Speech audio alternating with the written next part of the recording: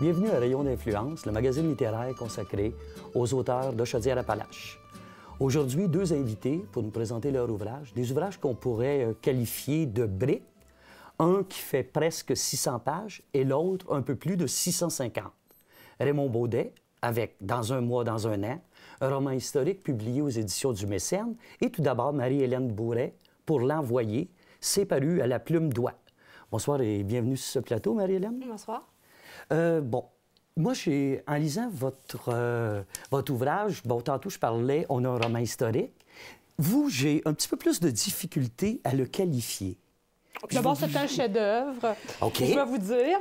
Non, sérieusement, on a hésité. On l'a appelé ça un roman, OK? Moi, je me suis dit, ben c'est du fantasy. Pour certaines personnes qui vont aller chercher, parce qu'il y a plusieurs niveaux de lecture dedans. Donc, ça peut être un fantasy où on voit la quête, tout simplement, l'aventure elle-même. Ça peut être, et là, je deviens un peu péteuse de broue, ça peut être quelque chose comme une espèce de roman initiatique, parce qu'il y a aussi un cheminement d'ordre spirituel. Et finalement, je dirais que c'est aussi, au point de vue psychologique, une espèce de catharsis, parce que quand je l'ai écrit, il y avait ce mouvement de catharsis, parce qu'une partie de cette histoire m'appartient aussi. Je ne dirais pas laquelle. Et donc, il y a plusieurs niveaux de lecture. Oui, c'est un roman. Oui, parce que ça alterne. Certains bouts, c'est tout à fait réaliste. Bon, je pense, entre autres, la scène entre Abigail et le maire du village, où c'est on ne peut plus réaliste. Et ensuite, on est complètement transporté dans un autre monde, un monde d'ombre et de lumière. On ne sait pas tout à fait non plus à quelle époque. C'est pas tout à fait un pays non plus situé.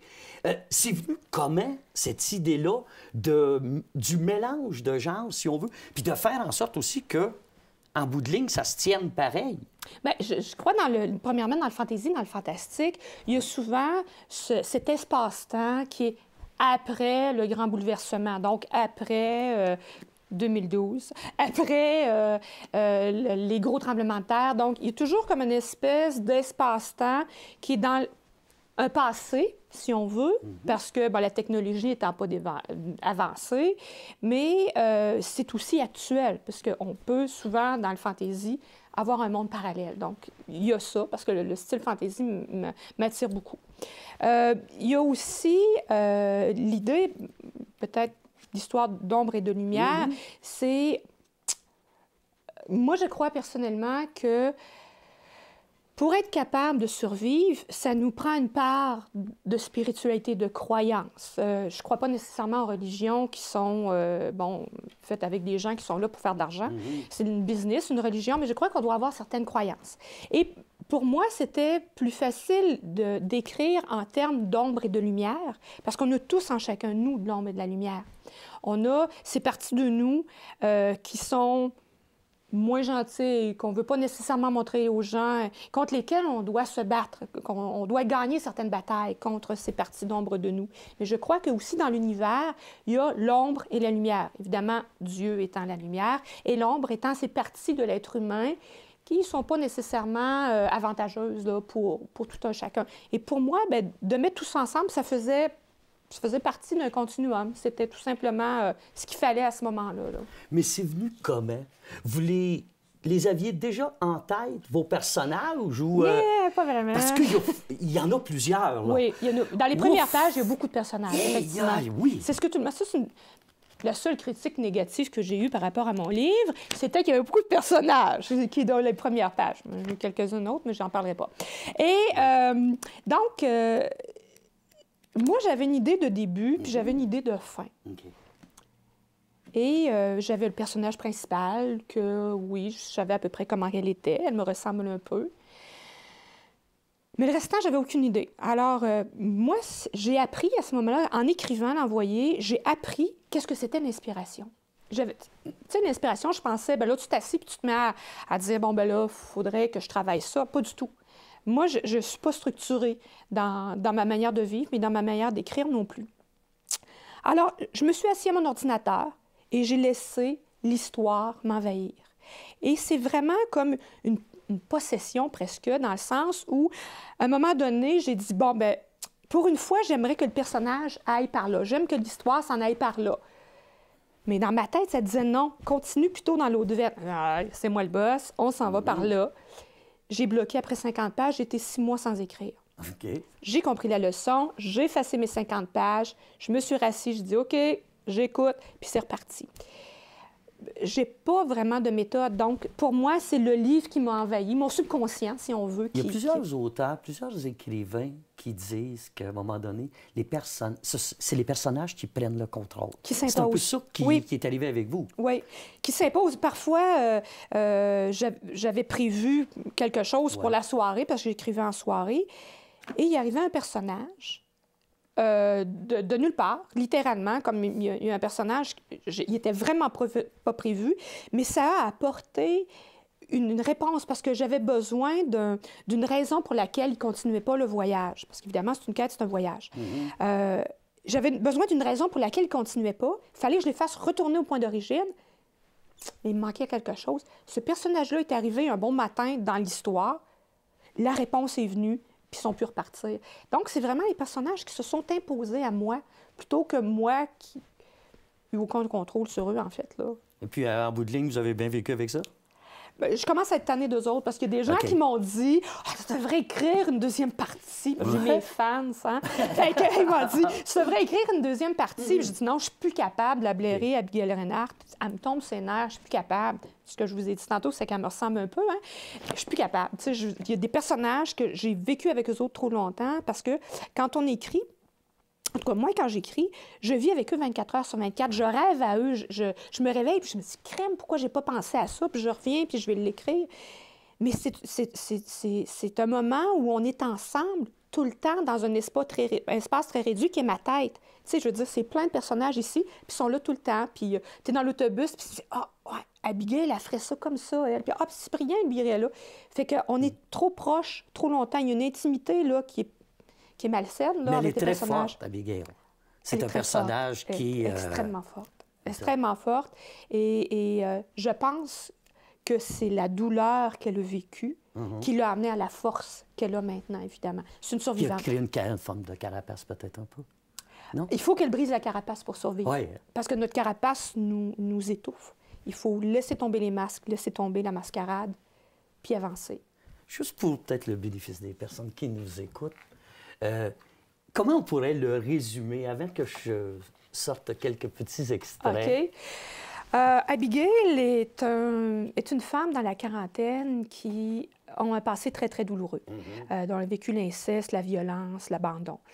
Et elle a choisi d'être forte, de passer par-dessus et de fermer son passé, de ne pas retourner en arrière.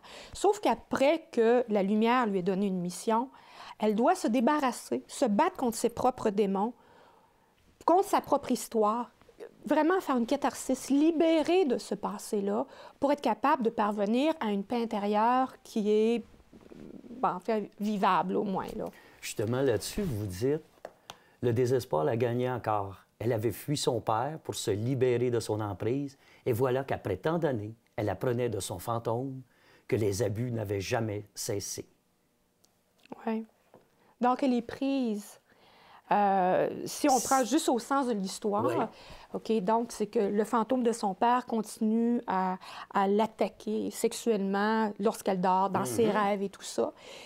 Quand on le prend au point de vue psychologique, parce que je vous dis, il y avait plusieurs niveaux de lecture, si on le prend au point de vue psychologique, c'est qu'en fait, la personne victime d'un abus, d'un inceste, d'un viol, peu importe la violence dont on est victime, ça continue à nous arriver encore et encore. C'est ça, le choc post-traumatique, en fait. La hantise de cet acte-là. Oui. On a été victime d'une tentative de meurtre. C'est la même chose. C'est que ça revient. La hantise est là encore. Et on se souvient, où on a des choses qui reviennent, qui nous empêchent de vivre ce qu'on a à vivre. Ça prend énormément d'énergie.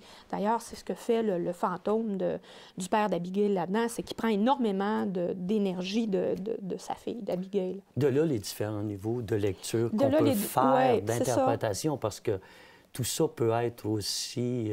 très actuel. Très actuel et découler justement d'un acte un monde ensuite qui s'est créé. Là. C'est ça. Moi, je pense que les gens victimes d'un abus Et ça a été, comme je dis, pour moi, une catharsis, sans entrer dans les détails, mais ça a aussi été une tentative d'aider des gens qui ont vécu des choses traumatisantes. OK. Et je crois que quelqu'un qui a vécu vraiment des événements graves peut trouver une réponse. Est-ce qu'il y a des personnes qui ont lu votre ouvrage et qui avaient vécu des événements graves, comme vous dites? Oui, il y a des gens qui m'ont écrit des courriels.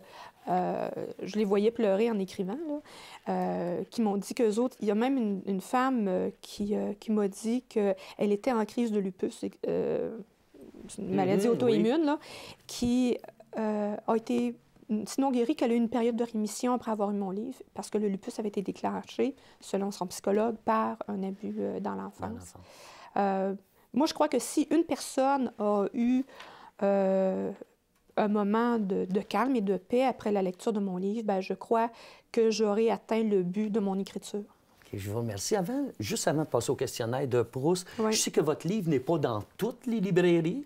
De toute façon, il vous en reste quand même pas énormément d'exemplaires. J'ai quand même vendu beaucoup, oui. Et quelle façon on pourrait se le procurer si on arrive dans une librairie et il n'est pas là? Bien, vous pouvez m'écrire. Oui, bon. Vous pouvez m'écrire directement à mhbourret@hotmail.com. Okay. Donc, mhbourret, B-O-U-2-R-E-T, @hotmail.com. On me dit que ça va apparaître au bas de l'écran de toute façon. Ça va apparaître au bas de l'écran. Et puis moi, ben, je vous enverrai là, la manière de procéder pour que je puisse vous envoyer un livre directement chez vous. Magnifique. Une dédicace en plus de l'auteur. Hey.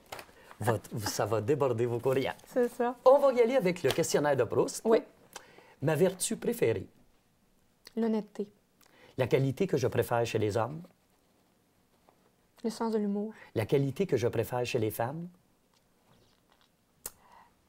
Mon Dieu, quel est le nom pour ça? La facilité à être une sœur plutôt qu'une concurrente. Votre mot préféré? Mauve. Le mot que vous détestez le plus?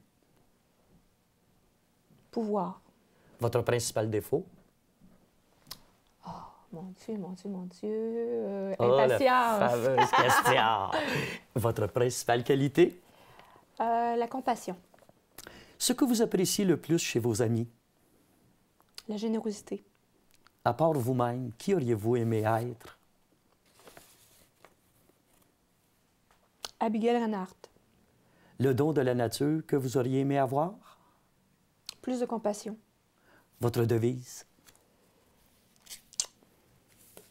Mon Dieu, là, celle-là est plus compliquée. Hein? Bien mal acquis ne profite jamais. Eh bien, je vous remercie beaucoup, Marie-Hélène. Nous allons maintenant retrouver Margot Lachance pour sa suggestion de lecture de la semaine. Margot, c'est le choix du public qu'elle nous présente, mais elle aurait pu tout aussi bien être assise ici avec moi, puisqu'elle fait partie des auteurs de L'Enjeu des mots. Mais cette semaine, nous la recevons pour le choix du public. Je pars la rejoindre.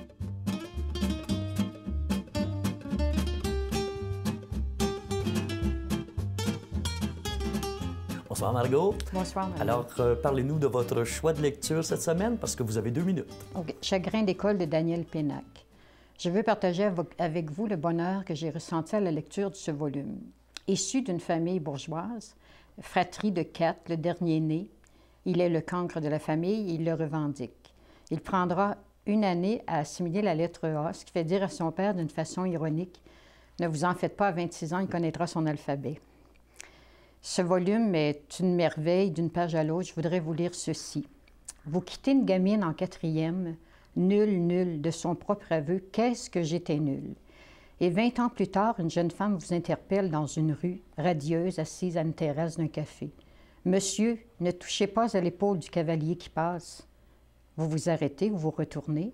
La jeune femme vous sourit. Vous lui récitez la suite de l'Allée, ce poème de Supervielle qu'apparemment vous connaissez tous les deux. Il se retournerait et ce serait la nuit, une nuit sans étoiles, sans courbes ni nuages. Elle éclate de rire. Elle demande « Que deviendrait alors tout ce qui fait le ciel, la lune et son passage et le bruit du soleil? » Et vous répondez à l'enfant réapparu dans le sourire de la femme, l'enfant rétive à qui vous aviez jadis appris ce poème. Il vous faudrait attendre que ce second cavalier, aussi puissant que l'autre, continue à passer. Cet auteur, on ne revient pas qu'il a pris 1 année à apprendre la lettre A et que toute sa vie, il dit que Il est incapable d'assimiler toutes les matières à l'école. C'est un livre que je vous recommande fortement. Si vous faites comme moi, vous le relirez à nouveau. Daniel Pénac, Chagrin d'école.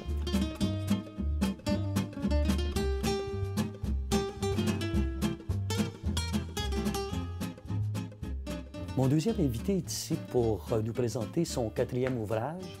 On l'a surtout peut-être connu pour Passeport pour la liberté, qui s'est valu le prix Robert Clich, M. Raymond Baudet. Un roman historique cette fois-ci, dans un mois, dans un an. D'abord, peut-être un peu nous parler de votre ouvrage.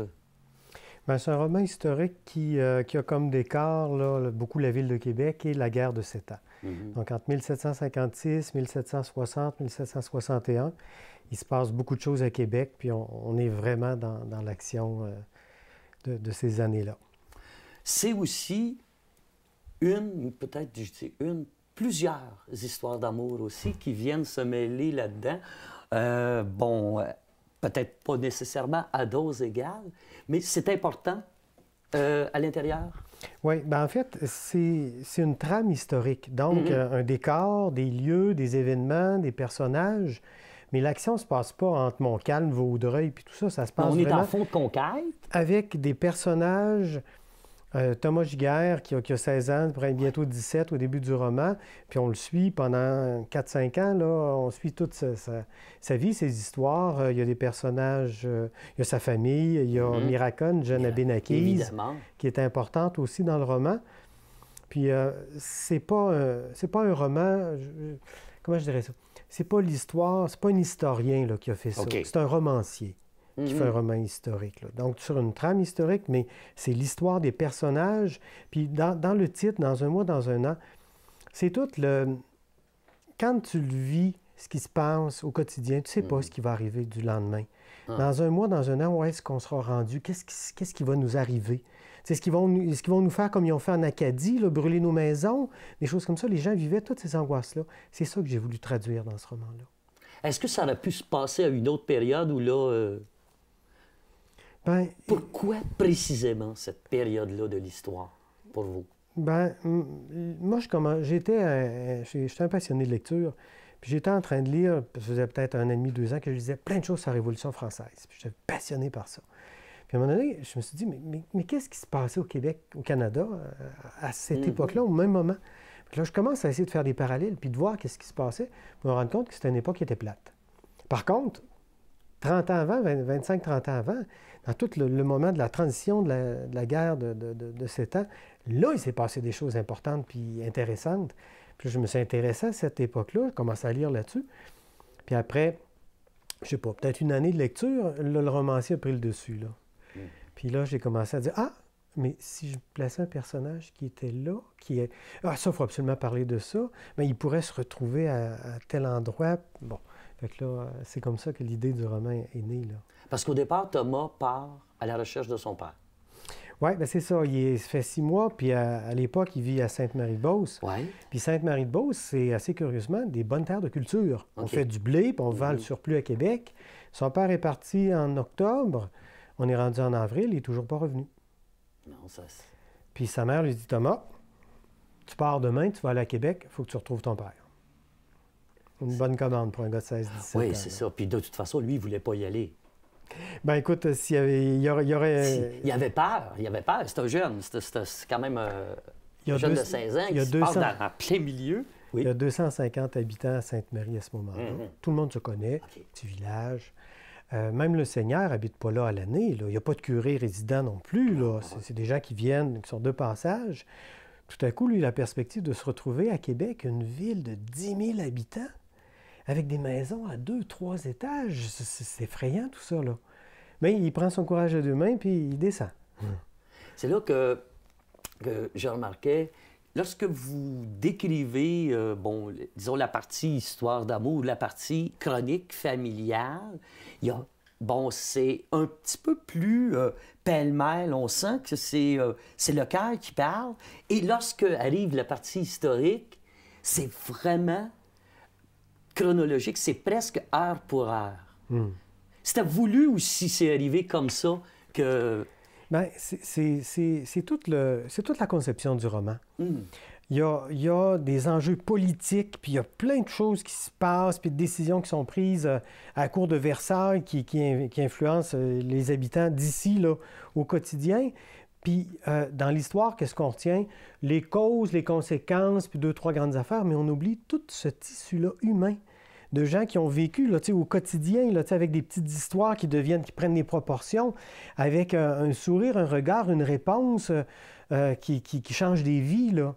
Bien, c'est tout ça là, qui s'entremêle puis qui crée la trame du Parce roman. que quand arrivent les batailles, c'est les petites gens qui l'absorbent. Oui. Oui, puis dans un contexte de roman historique, on peut pas jouer avec ça, là. C'est dans le sens, il y avait 4 régiments, puis la bataille a duré de telle heure à telle heure, il y a eu tel groupe a gagné, il y a eu telle conséquence. Ce trame, ce fond-là historique, il faut qu'il soit véridique puis vérifiable dans un roman. Mais après ça, comment tes personnages vivent, évoluent, se promènent là-dedans, bien, ça, c'est toute la liberté du romancier, là. Vous, votre formation, est-ce que vous êtes une formation d'historien ou... Non, moi, j'ai une maîtrise en philosophie qui m'amène à m'intéresser à toutes sortes de choses, mais je ne suis pas un historien. Et vos autres ouvrages traitaient d'histoire aussi ou... Non. Non, c'est mon premier roman historique. OK. Puis vraiment, ça m'a surpris moi-même. Là, Bien, c'est venu de l'intérêt de la lecture. Puis comme je disais, le romancier est embarqué là-dedans. Puis à un moment donné, mais c'est tellement plus d'ouvrages. Dans ce sens que? C'est toute la documentation qu'il faut que tu maîtrises. C'est les recherches qu'il y a à faire. OK. Puis, tu sais, notre histoire, à part ça, a caché des affaires importantes, puis des affaires graves. Tout l'enseignement de l'histoire qui était pendant longtemps là, organisé par les communautés religieuses là, a tué plusieurs événements, plusieurs choses. Puis je pense qu'il faut avoir le courage d'y faire face comme peuple. Parce qu'il y a encore un bout de ça qu'on n'a pas digéré, là. Ça fait 250 ans, là, puis on a encore un petit complexe national là, qui n'est pas passé complètement. Puis j'espère, en tout cas, mon roman, il veut à un moment donné faire la lumière sur des affaires, puis nous permettre d'envoyer ça en arrière, puis d'être capable de continuer, là. Puis d'arrêter de tout le temps être dans ces vieilles affaires-là, ces vieilles frustrations-là de francophones, anglophones, de chicanes, de revanche, de ci, de ça. Est-ce que c'est l'histoire tronquée qui fait que ça se passe de même encore aujourd'hui?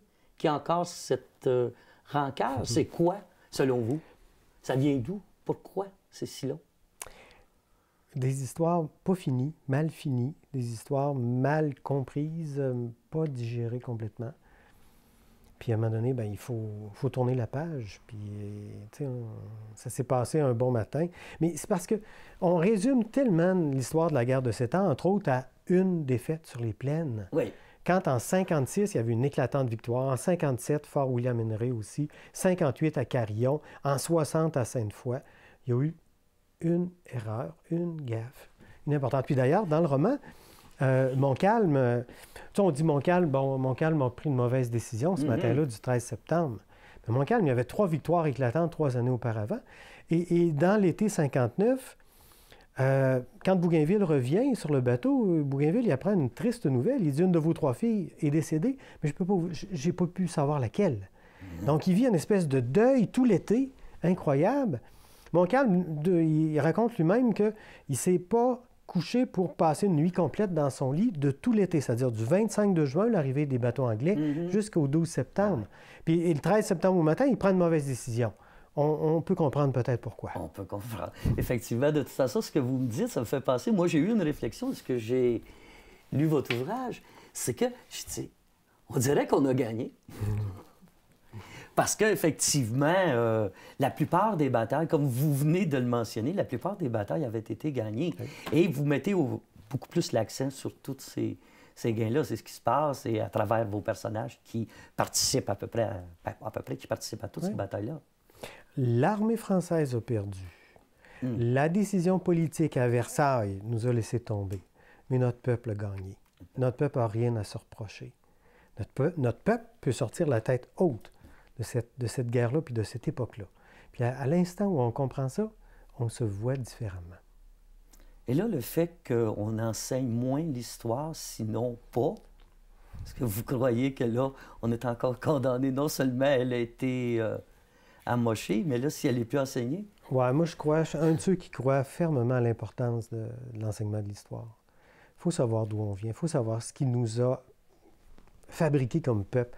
Il faut connaître nos origines. Si on veut savoir un petit peu où est-ce qu'on s'en va, puis essayer de faire des choix après ça. Savoir d'où ce qu'on vient, savoir où ce qu'on va. Oui. Je lis un bref extrait qui est peut-être plus au niveau de l'histoire d'amour. Il y avait aussi un parallèle avec Hortense. Comme avec ma cousine, je sentais que je serais capable de dire des choses à Marika que je ne penserais jamais dire ni à ma mère ni à mes sœurs. Mais il y avait plus, il y avait quelque chose de radicalement différent. Elle était belle, j'avais le goût de la regarder, de la toucher, de poser mes lèvres sur les siennes, de caresser son corps tout entier. Et si vous voulez, avant de terminer, M. Vaudet, Raymond, on va passer au questionnaire de Proust. Oui. Votre vertu préférée? La sagesse. La qualité que vous préférez chez les hommes? La droiture. La qualité que vous préférez chez les femmes? La créativité. Votre principal défaut? Avoir de la difficulté à les nommer. OK. Votre principale qualité? La simplicité. Ce que vous appréciez chez vos amis? La fidélité. Votre mot préféré? Il y en a plusieurs, c'est difficile. Je sais pas. J'aime beaucoup les mots. Quand j'étais en deuxième année au primaire, je voulais être un éplaveur. OK. J'aimais épeler, je pensais que c'était un métier, ça, dans la vie. Mais un en particulier, merveille. Le mot que vous détestez le plus? Ah, des mots qui sont qui me font mal, des mots maladie. Votre devise? De grands défauts, de plus belle qualité encore. Bien, je vous remercie. Je vous remercie à vous aussi. Alors, Rayon d'influence, cette semaine, s'intéressait à Dans un mois, dans un an, roman historique de Raymond Baudet. Aussi, L'Envoyé, Marie-Hélène Bourret. Et enfin, le choix de lecture, Daniel Pénac, Chagrin d'école. Merci beaucoup et à la semaine prochaine. Merci beaucoup.